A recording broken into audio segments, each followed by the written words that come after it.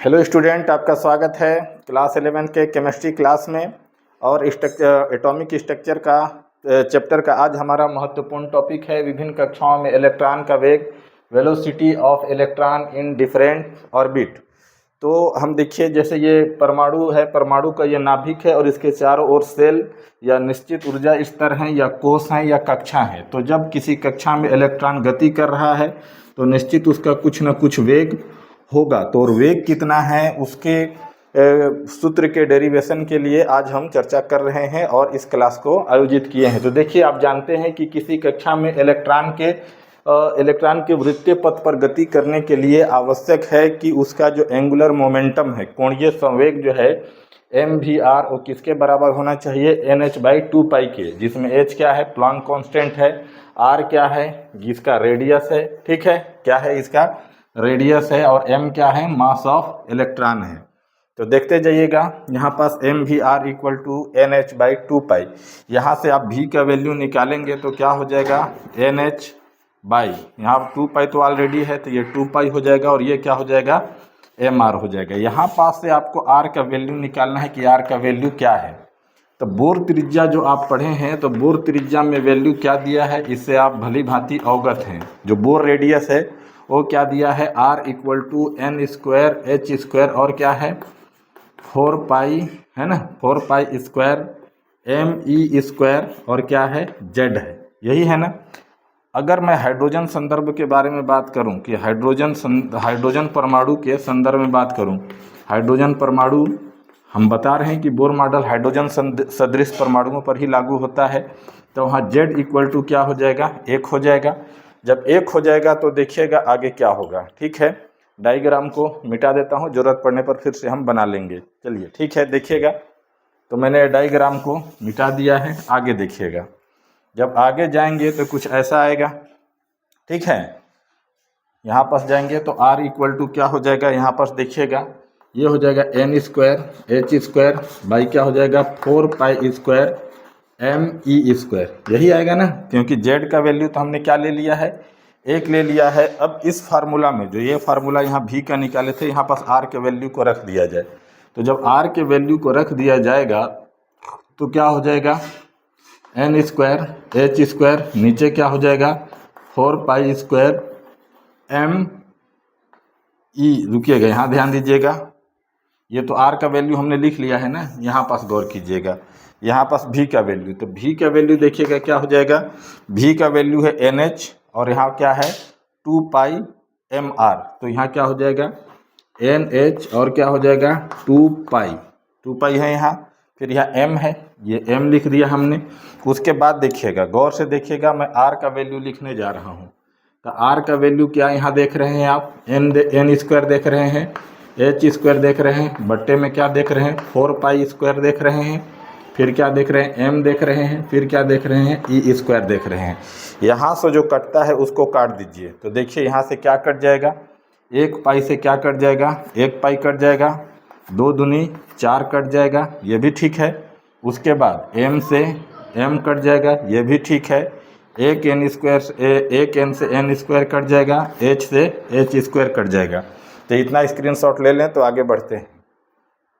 चलिए, हो गया। अब इधर का मैं डिलीट करता हूं, तो गौर से देखिएगा, इधर का जैसा ही डिलीशन होता है तो गौर से हम देखते हैं क्या आएगा।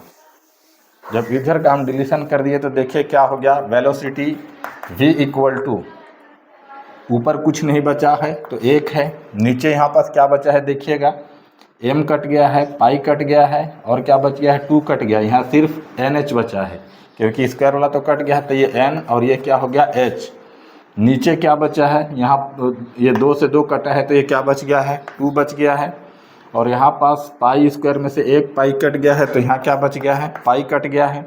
यहाँ पास देखिएगा m टोटली कट गया है, e² बचा हुआ है, तो यहाँ पास क्या हो गया e² हो गया।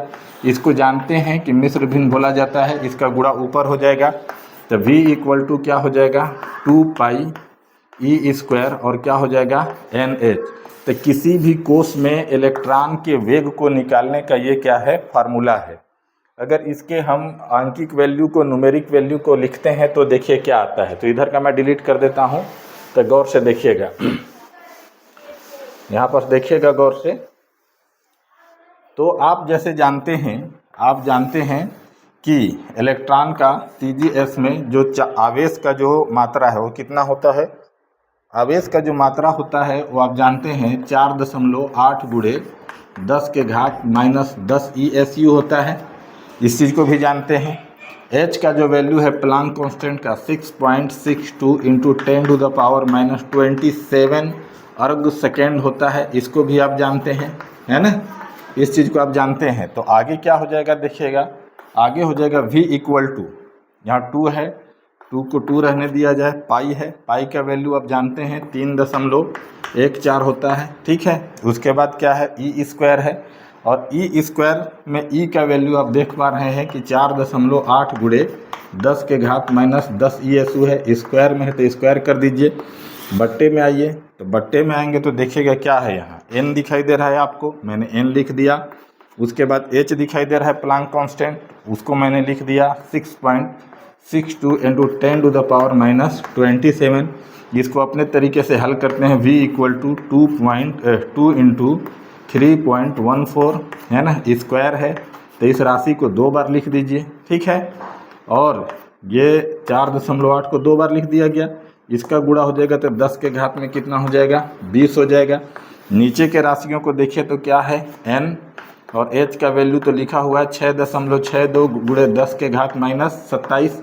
तो यहाँ पर देखिएगा जो 10 के घात -20 है, यहाँ पर 10 के घात -20 है, वहाँ 27 है, तो 10 के घात -20 से 10 का घात -20 कट जाएगा, तो सिर्फ क्या बच जा रहा है, यहाँ 10 के घात -7 बच रहा है। इधर का मैं डिलीट कर देता हूँ, आप इसको उतार लिए होंगे नोटबुक में। चलिए देखिएगा, गौर से देखते जाइए, आपका सब प्रॉब्लम सॉल्व हो जाएगा। तो वेलोसिटी V = क्या हो जाएगा, यहाँ पर 2 का गुणा 3.14 से, फिर उसका गुणा इससे, फिर इसका गुणा इससे कीजिए, है ना। जब ये दोनों का गुणा होगा तो ये वाला जो राशि आएगा, आपका टोटल राशि आ जाएगा 144.69। इसका गुणा इससे, इसका गुणा इससे, इसका गुणा इससे करेंगे तो ठीक है। अब ये 10 के घात -7 ऊपर जाएगा तो क्या हो जाएगा, 10 के घात +7 हो जाएगा। नीचे आपका जो है N है, और गुणे में क्या है 6.62 बच जा रहा है। जब इसको डिवाइड आप करते हैं, गौर से देख लीजिए, जब 6.62 को डिवाइड करते हैं, 6.62 से डिवाइड करते हैं 144.69 को, तो ये वाला जो वैल्यू आता है वो वैल्यू आता है 21.85 गुणे 10 के घात 7/N। तो यहाँ पास से अगर इस डेसिमल को 1 पॉइंट इधर लेके जाते हैं तो V = हो जाएगा 2.185 × 10⁻7 की जगह क्या हो जाएगा, 8 हो जाएगा, तो डेसिमल इधर आया है। इसको आप करने जानते हैं, बाई क्या हो गया, N हो गया। अब इस फार्मूला से N के क्रम को बदलते जाइए और विभिन्न कक्षाओं में इलेक्ट्रॉनों का योग जो है, वेग जो है, उसको निकालते जाइए। देखिएगा कि जैसे हम बार बार कहेंगे, परमाणु का नाभिक है, ये परमाणु का कोष है, विभिन्न कोष हैं ये, है ना, इसको आप तो जानते ही हैं। तो यहाँ पर देखिए N, इस पहले कोष के लिए N बराबर क्या हो जाएगा 1, इसके लिए 2, और इसके लिए क्या हो जाएगा 3। तो आप देखेंगे कि अगर पहले कोष में उपस्थित इलेक्ट्रॉन का वेग निकाल रहे हैं तो यहाँ N का वैल्यू क्या लिख दीजिए, 1 लिख दीजिए। अगर दूसरे कोष का निकाल रहे हैं तो N के जगह क्या लिखिए, 2, तीसरे का लिख रहे हैं तो 3, पाँचवें का निकाल रहे हैं तो 5 लिख दीजिए, ठीक है। तो इसको आप भली भांति समझ चुके हैं। तो आगे देखिए, जब आगे देखेंगे तो देखिएगा क्या हो जाएगा कि यहाँ पास आप देख रहे हैं कि टोटली डिजिट है, N के ऊपर जो है डिजिट है ना। देखिए 2.185 × 10⁸ ध्यान रखिएगा ना, पूरा CGS यूनिट में है तो इसका यूनिट सेंटीमीटर/सेकेंड ही आएगा, ठीक है। तो यहाँ पर देखिए ये क्या है, एक नियत राशि है, 2 को 2 ही कहा जा सकता है, कुछ नहीं कहा जा सकता है ना, कांस्टेंट है। तो उसको हटाएंगे तो वेलोसिटी जो है डायरेक्टली प्रोपोर्शनल होता है कोषों की संख्या के, क्रम संख्या के, है ना। इसका मतलब ये कोषों का क्रम संख्या आगे जाएगा, मतलब इसका आंकिक वैल्यू बढ़ेगा तो इलेक्ट्रॉन का वेग क्या होगा, घटेगा, और एक कम होगा तो इलेक्ट्रॉन का वेग क्या होगा, ज़्यादा होगा। मेरा कहने का आशय है कि परमाणु के नाभिक में पहला कोष है, ये दूसरा कोष है, तो यहाँ पास का जो इलेक्ट्रॉन है, ठीक है, यहाँ पास का जो इलेक्ट्रॉन है, इसका जो वेलोसिटी है वो हायर है बतौर यहाँ के इलेक्ट्रॉन के। समझ रहे हैं बात को आप। यहाँ का जो पहले कोष का इलेक्ट्रॉन है उसका वेग क्या है, ज़्यादा है, और बाहर के मतलब क्रम संख्या जैसा ही n का वैल्यू बढ़ रहा है तो इलेक्ट्रॉन का वेग कम हो रहा है। इसका सीधा सीधा कारण है कि यहाँ पास लगने वाला इलेक्ट्रॉन का अभिकेंद्र बल यहाँ पास लगने वाले इलेक्ट्रॉन के अभिकेंद्र बल से ज़्यादा होता है। तो उस अभिकेंद्र बल के प्रभाव में जो समीप इलेक्ट्रॉन है पास है उसका वेलोसिटी ज़्यादा होगा, और दूर स्थित इलेक्ट्रॉन का, नाभिक से दूर स्थित इलेक्ट्रॉन का वेग कम होगा। ठीक है, ये एक छोटा सा वीडियो था वेलोसिटी के लिए, है ना। तो ये वीडियो निश्चित रूप से आपको समझ में आ गया होगा, और हर वीडियो को कवर करने का हमारा मकसद यही है कि इससे संबंधित आपका कॉन्सेप्ट क्लियर हो। अगर ये वीडियो आपके लिए उपयोगी है तो अंसारी एजुकेशन यूट्यूब चैनल को सब्सक्राइब जरूर करें। Thank you very much.